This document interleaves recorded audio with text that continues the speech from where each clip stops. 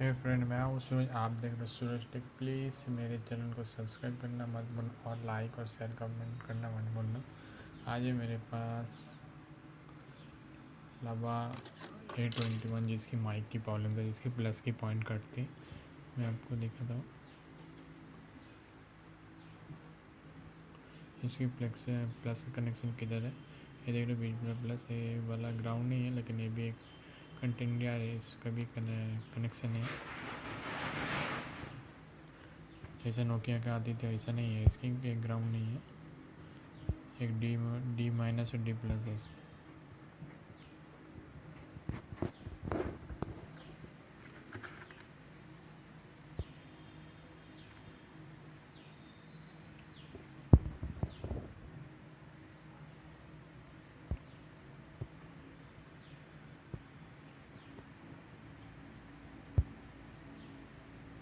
ये जो point connection है ये है प्लस वाला, ये वाला माइनस में। आया आपको दिख रहा होगा, इसका प्लस का पॉइंट भी जंपर करके रखा। तो मैं बहुत कैमरा हिलने में दिखाता हूँ आपको। आइए अब दिख रहा है आपको वायर और प्लस की पॉइंट और इस साइड का और माइनस की पॉइंट है इसको। अब इसको यूनिवर्सल माइक भी डाल कर सकता हूँ।